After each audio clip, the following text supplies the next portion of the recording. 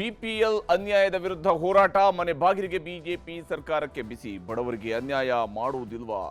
ಗೃಹಜ್ಯೋತಿ ಗೃಹಲಕ್ಷ್ಮಿ ಸಿಗೋದಿಲ್ವಾ? ಇದುವೇ ಚದುರಂಗದ ಮೊದಲ story. ಕಂಟಕವಾಗುತ್ತಾ BPL?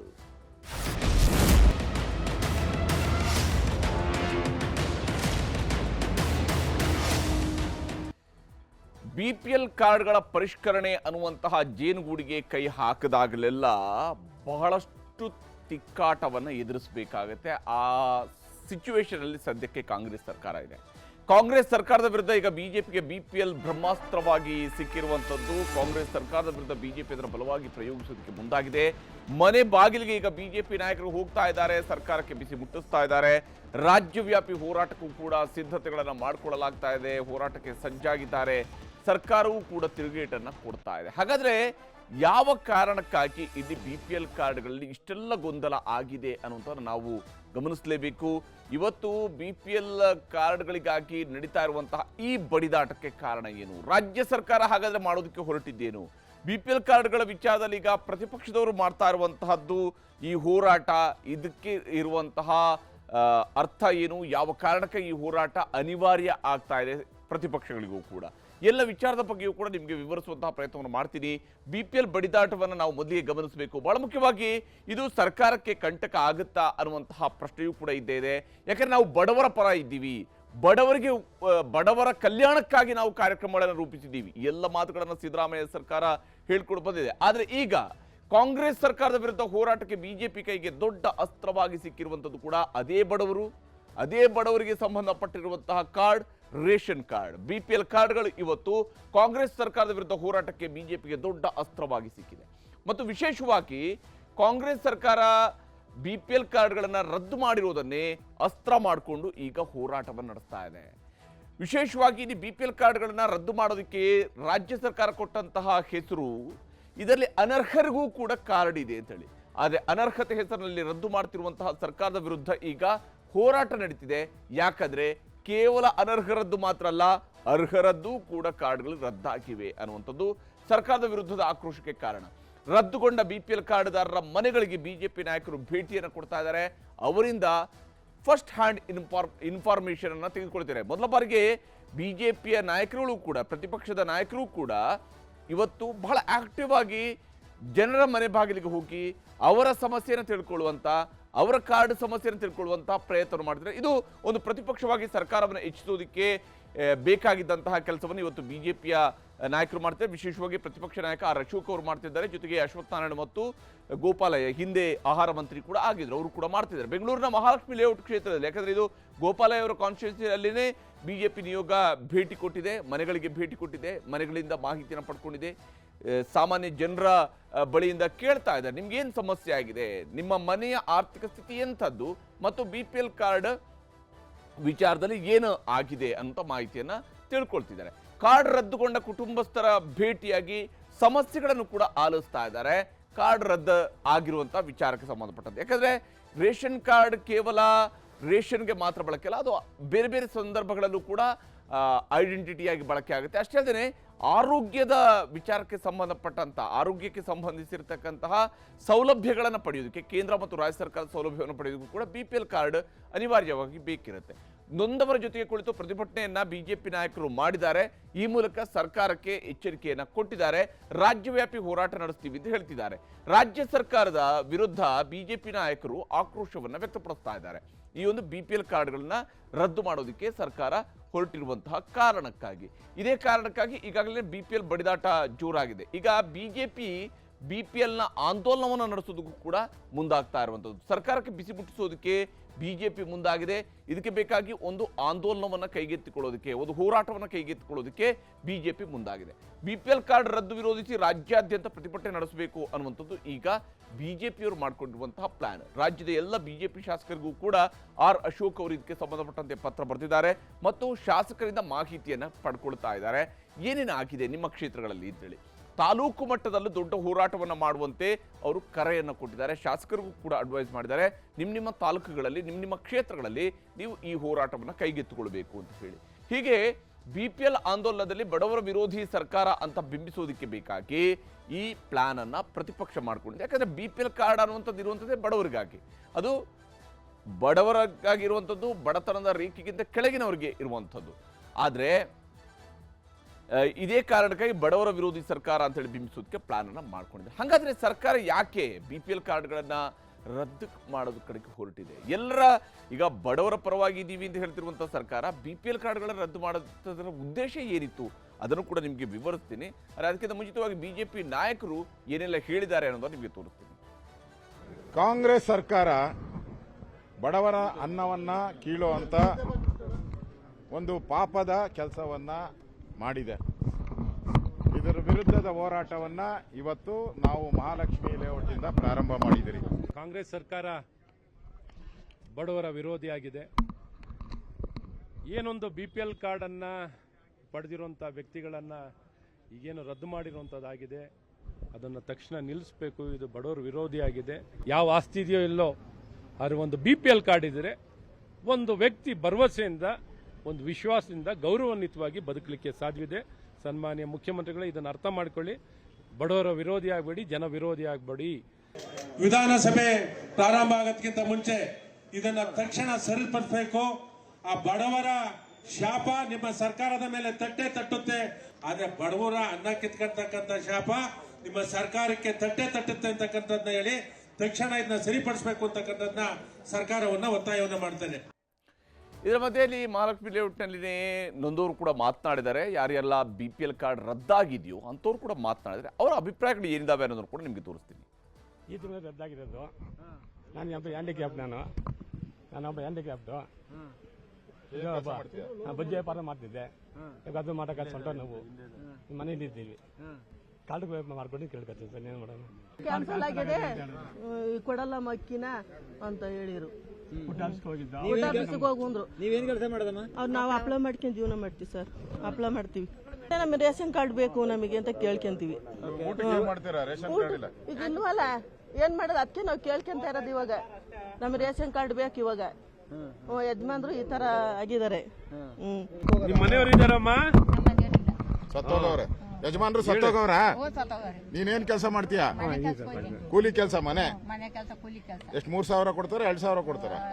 3,000 2,000 ಕೊಡ್ತಾರಪ್ಪ. ನಾವು ಮಾಡೋ ಕೆಲಸ ಒಂದು 500 1 200 300 ಹಂಗ್ ಕೊಡ್ತಾರೆ. 200 300 ಹಂಗ್ ಕೊಡ್ತಾರ? ರೇಷನ್ ಕಾರ್ಡ್ ಯಾಕೆ ಕಿತ್ತಾಕಿದ್ರು? ಅದೇನ್ ಕಿತ್ತಾಕಿರಪ್ಪ ನಮ್ಗೆ ಗೊತ್ತಿಲ್ಲ. ಈಗ ಅಕ್ಕಿ ಕೊಡಲ್ಲ ಅಂತ ಗೊತ್ತಾಯ್ತು. ಏನ್ ಮಾಡ್ತೀರಾ ಈಗ? ಏನ್ ಮಾಡೋ, ನೀವ್ ಏನ್ ಮಾಡ್ತೀರೋ ನಮ್ಗೆ ಏನ್ ಗೊತ್ತಾಯ್ತದಪ್ಪ. ಊಟಕ್ಕೆ ಏನ್ ಮಾಡ್ತೀರಾ? ನಾವ್ ಇದೇ ಕಾಯ್ಕೊಂಡಿದ್ದು. ಇನ್ನೇನ್ ಮಾಡ್ತೀವಿ? ಹಿಂಗ್ ಮನೆ ಕೆಲಸ ಮಾಡ್ಕೊಂಡು ಕರ್ಕೊಂಡ್ ತಿನ್ಬೇಕು. ನಾವು ಅಪ್ಲೈ ಮಾಡ್ಕೊಂಡಿದ್ವಿ ಸರ್. 4 ಜನ, ನಾನು, ನನ್ನ ತಮ್ಮ, ನಮ್ಮ ಅಪ್ಪ ಅಮ್ಮ. ಸರ್ ಅಕ್ಕಿಯಿಂದನೂ ಎಲ್ಲಾದ್ರಿಂದನೂ ಉಪಯೋಗ ಸರ್. ಇವಾಗ ಏನು ಇಲ್ದಂಗಾಗಿದೆ ಇವಾಗ ನಮ್ಗೆ. ಅದೇ IT ಪೇಯರ್ ಅಂತ ತೋರಿಸ್ತಿದ್ದಾರೆ ಸರ್. ನಾನೇ, ನನ್ನ ಮೇಲೆ ತೋರಿಸ್ತಿದ್ದಾರೆ. ನಾನು ಮನೇಲೇ ಇದ್ದೀನಿ, ಅಪ್ಲೈ ಮಾಡ್ತೀನಿ, ಒಂದು ಕೆಲ್ಸಕ್ಕೆ ಹೋಗಲ್ಲ, ಏನು ಮಾಡಲ್ಲ, ಹಿಂಗ್ ಮಾಡ್ತಿದ್ದಾರೆ ಸರ್. BPL ಕಾರ್ಡ್ ಬೇಕು. ಅಲ್ಲೋಗಿ ಕೇಳಿದ್ರೆ ನಮ್ಗೇನ್ ಗೊತ್ತು, ಅದು ಅವ್ರನ್ನೇ ಹೋಗಿ ಕೇಳಿ, ಯಾರು ಇದ್ ಮಾಡಿದಾರೋ ಅವ್ರನ್ನೇ ಹೋಗಿ ಕೇಳಿ ಅಂತ ಹೇಳ್ತಿದ್ದಾರೆ. ಇಲ್ಲಿ ಬಹಳ ಮುಖ್ಯವಾಗಿ ಸರ್ಕಾರ ಕೊಡ್ತಿರುವಂತಹ ಸಮಜಾಯಿಷಿಯನ್ನು ಕೂಡ ನಾವು ಗಮನಿಸಬೇಕು. ವಿಶೇಷವಾಗಿ ಸರ್ಕಾರದ ಕಡೆಯಿಂದ ಸಮಜಾಯಿಷಿ ಬರ್ತಾ ಇದೆ, ರಾಜ್ಯಾದ್ಯಂತ ಅನರ್ಹರ BPL ಕಾರ್ಡ್ಗಳನ್ನ ಮಾತ್ರ ರದ್ದುಗೊಳಿಸ್ತಾ ಇದೀವಿ ಅಂತೇಳಿ ಸರ್ಕಾರ ಹೇಳ್ತಾ ಇದೆ. ಯಾರಿಗೂ ಆತಂಕ ಬೇಡ, IT ಪಾವತಿ ಮಾಡ್ತಾ ಇದ್ದಂಥವ್ರ ಕಾರ್ಡ್ಗಳು ಮಾತ್ರ ಕ್ಯಾನ್ಸಲ್ ಆಗ್ತಾ ಇದಾವೆ. ಅಂದ್ರೆ ಯಾರು ಆದಾಯ ತೆರಿಗೆಯನ್ನು ಪಾವತಿ ಮಾಡ್ತಾ ಇದ್ದಾರೋ ಅಂಥವರ ಕಾರ್ಡ್ಗಳು ಮಾತ್ರ ರದ್ದಾಗ್ತಾ ಇದ್ದಾವೆ. ಮನೆಗಳಲ್ಲಿ ಇರುವಂಥವ್ರು ಅಂದರೆ 5 ಲಕ್ಷಕ್ಕಿಂತ ಹೆಚ್ಚು ದುಡಿಮೆ ಇರುವಂಥವ್ರು ಅಂಥವರ ಕಾರ್ಡ್ಗಳು ಮಾತ್ರ ರದ್ದಾಗ್ತಾ ಇದ್ದಾವೆ ಅಂತ ಹೇಳಿ ಸರ್ಕಾರ ಹೇಳ್ತಿದೆ. ವಾರ್ಷಿಕ ಆದಾಯ ಹೆಚ್ಚಿದ್ದವರ ಕಾರ್ಡ್ಗೆ ಮಾತ್ರ ಕೊಕ್ಕೆ ಹಾಕಿದ್ದೀವಿ ಅನ್ನೋದು ಸರ್ಕಾರದ ಸ್ಪಷ್ಟನೆ. ಯಾಕಂದರೆ ಅರ್ಹ ಫಲಾನುಭವಿಗಳಿಗೆ ಮಾತ್ರ ಇದು ಸಿಗುತ್ತೆ ಅಂತೇಳಿ. ಸರ್ಕಾರಿ ನೌಕರರು ಕೂಡ BPL ಕಾರ್ಡ್ಗಳನ್ನು ಹೊಂದಿದ್ದಾರೆ, ಅದನ್ನು ನಾವು ರದ್ದು ಮಾಡ್ತೀವಿ. ಅಂದರೆ ಸರ್ಕಾರಿ ನೌಕರರ ವಾರ್ಷಿಕ ಆದಾಯ ಎಲ್ಲಂದ್ರೂ ಕೂಡ 5 ಲಕ್ಷಕ್ಕಿಂತ ಮೇಲೆ ಇದ್ದೇ ಇರುತ್ತೆ, ಅಥವಾ 1,20,000 ಏನು ನಿಗದಿಪಡಿಸಿರುವಂತಹ ಒಂದು BPL ಕಾರ್ಡ್ನ ಮಾನದಂಡ ಇದೆಯಲ್ಲ ಅದಕ್ಕಿಂತ ಜಾಸ್ತಿನೇ ಇದೆ. ಈ ಕಾರಣಕ್ಕಾಗಿ ಈ ಕಾರ್ಡ್ಗಳು APL ಕಾರ್ಡ್ ಆಗಿ ಬದಲಾಗ್ತವೆ. BPL ಕಾರ್ಡ್ ರದ್ದಾದರೂ ಕೂಡ ಅದು APL ಕಾರ್ಡ್ಗಳಾಗಿ ಬದಲಾಗ್ತವೆ ಹೊರತು ಸಂಪೂರ್ಣವಾಗಿ ಕಾರ್ಡೇ ಇಲ್ಲ ಅನ್ನುವಂಥ ರೀತಿಯಲ್ಲಿ ಇರೋದಿಲ್ಲ ಅನ್ನೋದನ್ನ ಸರ್ಕಾರ ಕೊಡ್ತಿರುವಂಥ ಸ್ಪಷ್ಟನೆ. ಈ ವಿಚಾರಕ್ಕೆ ಉಪಮುಖ್ಯಮಂತ್ರಿ DK ಶಿವಕುಮಾರ್ ಹಾಗೂ ಕೈಗಾರಿಕಾ ಸಚಿವ MB ಪಾಟೀಲ್ರು ಮಾತನಾಡಿದ್ದಾರೆ, ತೋರಿಸ್ತೀವಿ. ಯಾರು ಬಡವರು, ನಮ್ಮ ಸರ್ಕಾರ ಇರೋದೇ ಬಡವ್ರಿಗೋಸ್ಕರ, ಅರ್ಥ ಆಯ್ತಾ? ಸರ್ಕಾರ ಏನಾಗಿದೆ ಅಂತಂದ್ರೆ ಗಾಡಿ ಇರೋರಿಗೆ, 7.5 ಎಕರೆ ಜಮೀನು ಮೇಲಿರೋರಿಗೆ ಅಂಥದಕ್ಕೆಲ್ಲ ಕೆಲವೆಲ್ಲ ಕಾನೂನಿದೆ. ಆ ಕಾನೂನನ್ನು ದಾಖಲೆಗಳಲ್ಲಿ ಅವರು ಅಫಿಡವಿಟ್ ಕೊಟ್ಬಿಟ್ಟಿದ್ದಾರೆ. ಆ ರೀತಿ ಸ್ವಲ್ಪ ಹೆಚ್ಚು ಕಮ್ಮಿ ಆಗಿದೆ. ಒಂದು ಊರಿಗೆ 10-20 ಆ ಥರ ಆಗಿದೆ. ಅದನ್ನೆಲ್ಲ ಸೆಟ್ರೇಟ್ ಮಾಡಿಕೊಡ್ತಾ ಇದ್ದೀವಿ. ದಯವಿಟ್ಟು ಸಹಕಾರ ಕೊಡಬೇಕು. ಕೆಲವು ಇನ್ಕಮ್ ಟ್ಯಾಕ್ಸ್ ಪೇಯರ್ಸ್ ಇದ್ದಾರೆ, ಸರ್ಕಾರಿ ನೌಕರಿದ್ದಾರೆ, ಸಹಕಾರ ಸಂಘಗಳಲ್ಲಿ ಪರ್ಮನೆಂಟ್ ಅಧಿಕಾರಿಗಳಿದ್ದಾರೆ, ನೌಕರರುಗಳಿದ್ದಾರೆ. ಅಂಥವ್ರು ಯಾರಿಗೂ ಕೊಡೋಕ್ಕೆ ಬರುವುದಿಲ್ಲ ಅನ್ನೋದು ಒಂದು ಕಾನೂನಿದೆ. ಅದು ಬಿಟ್ಟರೆ ಬೇರೆ ಇನ್ನೇನಿಲ್ಲ. ಹೊಂದಿದ್ದಾರೆ. ಆ ಬಡವರಿಗೆ ಒಬ್ಬರಿಗೂ ಕೂಡ ಕಟ್ಟಾಗೋದಿಲ್ಲ. ಮತ್ತು ಇನ್ನು ಯಾರಾದರೂ ಬಡವರು ಉಳಿದಿದ್ರೆ, ಈಗ ಆ 80% ಏನಿದೆ ಅದರಲ್ಲಿ ಯಾರಾದರೂ ಬಡವರು ಉಳಿದಿದ್ರೆ ಅವ್ರನ್ನ ಸೇರಿಸುವಂಥ ಕೆಲಸ ಆಗಬೇಕು. ಉದಾಹರಣೆ ಕೊಟ್ಟು ಹೇಳ್ತೀವಿ, ಈಗ ನಾನು BPL ಕಾರ್ಡ್ ಹೊಡಿದ್ರೆ ಕ್ಯಾನ್ಸಲ್ ಆಗಬೇಕಾ ಬೇಡ? ಆಗಬೇಕಲ್ಲ. ಯಾರಿಗೆ ಪಾಪ ಮನೆ ಇಲ್ಲ, ಯಾರಿಗೂ ಉದ್ಯೋಗ ಇಲ್ಲ, ಬಡವರಿದ್ದಾರೆ, ಅಂಥವ್ರಿಗೆ ಯಾರಾದರೂ ಉಳಿದಿದ್ರೆ ಅವ್ರು ಸೇರಿಸ್ಬೇಕಲ್ಲ ನೋಡ. ಎರಡು ಕೆಲಸ ಆಗ್ತದೆ. ಅನರ್ಹರನ್ನು ತೆಗಿತೀವಿ, ಯಾರು ಅರ್ಹರಿದ್ದಾರೆ ಉಳಿದಿದ್ರೆ ಅವ್ರನ್ನ ಇನ್ಕ್ಲೂಡ್ ಮಾಡ್ತೀವಿ. ಹಾಗೆಯೇ ಯಾವಾಗ BPL ಕಾರ್ಡ್ ರದ್ದಾಯಿತು ಆ ಸಂದರ್ಭದಲ್ಲಿ ಬಹಳ ಮುಖ್ಯವಾಗಿ ಆತಂಕ ಎದುರಾಗಿರುವಂಥದ್ದು ಗೃಹಲಕ್ಷ್ಮಿಯರಿಗೆ, ಅಂದರೆ ಗೃಹಲಕ್ಷ್ಮಿ ಯೋಜನೆಯ ಫಲಾನುಭವಿಗಳಿಗೆ. ನಮಗೆ ಬರುವಂಥ 2,000 ರೂಪಾಯಿಯ ಗತಿ ಏನು, ಕತೆ ಏನು ಅನ್ನುವಂಥ ಪ್ರಶ್ನೆಯೂ ಕೂಡ ಅನೇಕರನ್ನ ಕಾಡ್ತಾ ಇದೆ. ಇದಕ್ಕೆ ಒಂದು ಸ್ಪಷ್ಟನೆ ಸರ್ಕಾರದ ಮಟ್ಟದಲ್ಲೂ ಕೂಡ ಸಿಕ್ಕಿರುವಂಥದ್ದು. BPL ಕಾರ್ಡ್ ರದ್ದಾದರೆ ಗೃಹಲಕ್ಷ್ಮಿ ದುಡ್ಡು ಬರಲ್ವಾ ಅನ್ನುವಂತಹ ಪ್ರಶ್ನೆ ಇದ್ದೇ ಇದೆ. ಈ ವಿಚಾರದಲ್ಲಿ BPLನಿಂದ APLಗೆ ಹೋದರೆ ಎಲ್ಲ ಸವಲತ್ತು ಕೂಡ ಕಟ್ ಆಗುತ್ತಾ ಅನ್ನುವಂತಹ ಪ್ರಶ್ನೆಯೂ ಕೂಡ ಮೂಡುತ್ತೆ. ಆದರೆ ಇಲ್ಲಿ ನಾವು ಗಮನಿಸಲೇಬೇಕಾಗಿರುವಂಥ ಕೆಲವೊಂದು ಅಂಶ ಇದೆ. ವಿಶೇಷವಾಗಿ ಗೃಹಲಕ್ಷ್ಮಿಯವರು ಕೂಡ ಇದನ್ನು ಗಮನಿಸಲೇಬೇಕು. BPL ಕಾರ್ಡ್ ರದ್ದಾದರೆ ಅನ್ನಭಾಗ್ಯದ ಅಕ್ಕಿ ಸಿಗೋದಿಲ್ಲ. ಅಂದರೆ ಅನ್ನಭಾಗ್ಯದಲ್ಲಿ ಸಿಗುವಂತಹ 10 kg ಅಕ್ಕಿಯನ್ನು ಕೊಡ್ತೀವಿ ಅಂತ ಹೇಳುವಂಥ ಭರವಸೆ, ಅಂದರೆ 5 kg ಅಕ್ಕಿ ಕೊಡ್ತಾರೆ, 5 kg ದುಡ್ಡು ಕೊಡ್ತಿದಾರಲ್ಲ, ಈ ಅನ್ನಭಾಗ್ಯದ ಅಕ್ಕಿ ಸಿಗೋದಿಲ್ಲ. ಕೇವಲ ಅಕ್ಕಿ ಮಾತ್ರ ಅಲ್ಲ, ಅಕ್ಕಿ ಬದಲು ದುಡ್ಡು ನೀಡುವಂತಹ ಸ್ಕೀಮ್ ಕೂಡ ಬಂದಾಗತ್ತೆ. ಯಾವುದೇ ವ್ಯಕ್ತಿಗೆ 5 kg ಅಕ್ಕಿಗೆ ಕೊಡುವಂತಹ 34 ರೂಪಾಯಿ ರೀತಿಯಲ್ಲೇನು ಸರ್ಕಾರ ದುಡ್ಡು ಕೊಡ್ತಾ ಇದೆ, 170 ರೂಪಾಯಿವರೆಗೆ ಏನೋ ದುಡ್ಡು ಕೊಡ್ತಿದೆ, ಆ ದುಡ್ಡು ನಿಲ್ಲುತ್ತೆ ಅನ್ನುವಂಥದ್ದು ಬಹಳ ಮುಖ್ಯವಾಗಿ ಗಮನಿಸಬೇಕು. ಇನ್ನು APLಗೆ ಹೋದ ಮಾತ್ರಕ್ಕೆ ಗೃಹಲಕ್ಷ್ಮಿ ದುಡ್ಡು ಕಟ್ ಆಗೋದಿಲ್ಲ. ಇಲ್ಲಿ ಗೃಹಲಕ್ಷ್ಮಿ ದುಡ್ಡು ಕಟ್ ಆಗೋದಿಲ್ಲ ಅನ್ನುವಂಥದ್ದು ನಿಜ ಆದರೂ ಕೂಡ ಒಂದು ಅಂಶವನ್ನು ನಾವಿಲ್ಲಿ ಗಮನಿಸಬೇಕಾಗಿರೋದು, IT ಪಾವತಿದಾರರು ಆಗಿದ್ದರೆ, ಆದಾಯ ತೆರಿಗೆಯ ಪಾವತಿದಾರರು ಆಗಿದ್ದರೆ ಅಂತಹ ಸಂದರ್ಭದಲ್ಲಿ ಗೃಹಲಕ್ಷ್ಮಿಯು ಕೂಡ ಕ್ಯಾನ್ಸಲ್ ಆಗಬಹುದು.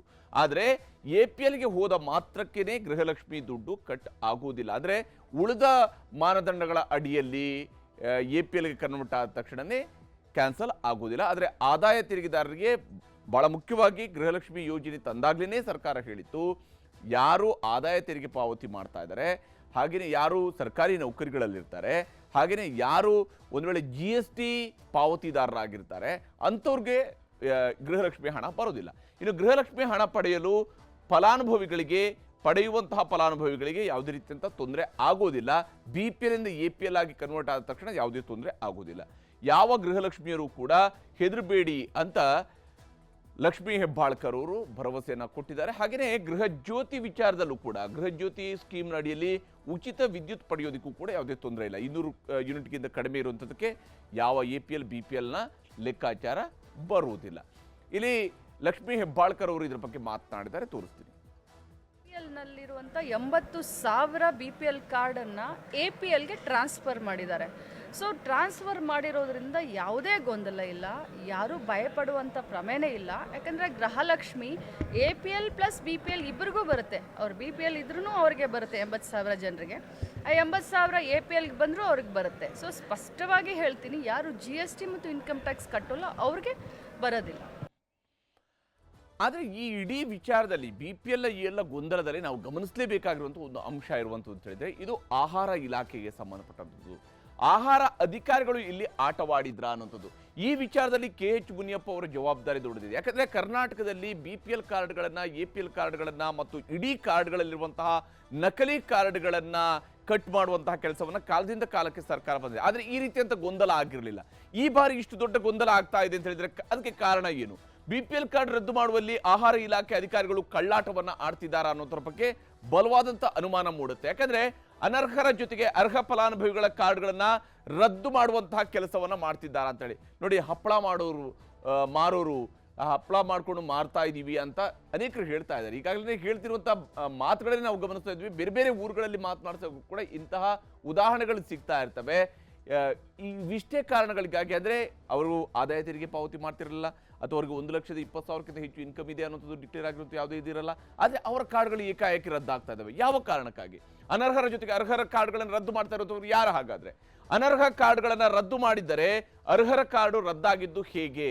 ಕೇವಲ ಅನರ್ಹರನ್ನ ಮಾತ್ರ ನೀವು ರದ್ದು ಮಾಡ್ತಾ ಇದ್ರೆ ಅರ್ಹ ಕಾರ್ಡ್ದಾರರ ಕಾರ್ಡ್ಗಳು ರದ್ದಾಗೋದಕ್ಕೆ ಕಾರಣ ಯಾರು? ಇದನ್ನ ಈಗ ಸರ್ಕಾರವೂ ಕೂಡ ಗಂಭೀರವಾಗಿ ಪರಿಗಣಿಸಬೇಕಾಗುತ್ತೆ. ಗೊಂದಲವನ್ನ ಸೃಷ್ಟಿಸಿ ಕಾರ್ಡ್ ರದ್ದು ಕ್ರಮ ತಡೆಯೋದಿಕ್ಕೆ ತೆರೆಮರೆಯ ಪ್ರಯತ್ನ ನಡೀತಿದ್ಯಾ ಅಂತ ಹೇಳಿ. ಯಾಕಂದ್ರೆ ಈ ರೀತಿಯಾಗಿ ಕಾರ್ಡ್ಗಳಲ್ಲಿ ಒಂದ್ಸಲ ಗೊಂದಲ ಸೃಷ್ಟಿ ಆಯಿತು. BPL ರದ್ದು ಮಾಡಿದ ತಕ್ಷಣ ನಿಜವಾದಂಥ ಫಲಾನುಭವಿಗಳು ಕೂಡ ಬಹಳಷ್ಟು ಜನರ ಕಾರ್ಡ್ಗಳು ರದ್ದಾಯಿತು ಅಂತ ಹೇಳಿದಾಗ ಆಕ್ರೋಶ ವ್ಯಕ್ತ ಆಗುತ್ತೆ, ಜನಾಕ್ರೋಶ ವ್ಯಕ್ತ ಆಗುತ್ತೆ, ಸರ್ಕಾರ ಗೊಂದಲಕ್ಕೊಳಗಾಗುತ್ತೆ. ಏನು ಮಾಡುತ್ತೆ? ಜನ ಯಾವಾಗ ಆಕ್ರೋಶಗೊಳ್ತಾರೋ ಇದು ಬಡವರ ವಿರೋಧಿ ಸರ್ಕಾರ ಅನ್ನುವಂತಹ ಬಿಂಬಿಸೋದಕ್ಕೆ ಶುರುವಾದ ತಕ್ಷಣ ಇಡೀ ರದ್ದು ಮಾಡುವಂತಹ ಅನರ್ಹರನ್ನ ಕೈ ಬಿಡುವಂತ ಇಡೀ ಪ್ರಕ್ರಿಯೆಯನ್ನ ಸರ್ಕಾರ ಏಕಾಏಕಿ ರದ್ದು ಮಾಡುವಂತಹ ಸಾಧ್ಯತೆಯೂ ಕೂಡ ಇದ್ದಿರುತ್ತೆ. ಈ ಪ್ರಯತ್ನವನ್ನ ಇಲ್ಲಿ ಆಹಾರ ಇಲಾಖೆ ಅಧಿಕಾರಿಗಳು ಮಾಡ್ತಿದ್ದಾರಾ ಅನ್ನುವಂತಹ ಅನುಮಾನವೂ ಕೂಡ ಈ ವಿಚಾರದಲ್ಲಿ ಬರ್ತಾ ಇದೆ. ಯಾಕಂದ್ರೆ ನಕಲಿ ಕಾರ್ಡ್ಗಳ ಮೂಲಕ ಲಾಭ ಪಡೆಯುವವರು, ನಕಲಿ ಕಾರ್ಡ್ಗಳು ಜಾಸ್ತಿ ಇದ್ದಷ್ಟು ಅದರಲ್ಲಿ ಬರುವಂತಹ ಸ್ಕೀಮ್ನ ಹಣದಲ್ಲಿ ನೋಡಿ, ಈಗಾಗಲೇ ಕೆಲವು ಜಿಲ್ಲೆಗಳಲ್ಲಿ ಹೇಳ್ತಾ ಇರೋ ರಿಪೋರ್ಟ್ ಪ್ರಕಾರ ನಕಲಿ ಕಾರ್ಡ್ಗಳನ್ನ ಹೊಂದಿರುವುದರಲ್ಲಿ ಕೆಲವರು ಅಕ್ಕಿಯನ್ನು ತೆಗೆದುಕೊಳ್ತಾ ಇಲ್ಲ ಅಂತ ಹೇಳಿ. ಆದರೆ ಅಕ್ಕಿಯನ್ನ ಖರೀದಿ ಮಾಡ್ತಕ್ಕಂತಹ ಸ್ವರೂಪ ಇದೆಯಲ್ಲ, ಇದು ಎಲ್ಲ ಕಾರ್ಡ್ಗಳ ಲೆಕ್ಕಾಚಾರದ ಮೇಲೆ ನಡೀತಾ ಇರುತ್ತೆ. ಇದೆಲ್ಲವೂ ಕೂಡ ಬಹಳ ಗಂಭೀರವಾದಂಥ ವಿಚಾರ ಇದೆ. ಸರ್ಕಾರ ಇದನ್ನು ಹೇಗೆ ಪರಿಗಣಿಸುತ್ತೆ ಅನ್ನುವಂಥದ್ದನ್ನ ನೋಡಬೇಕಾಗಿದೆ.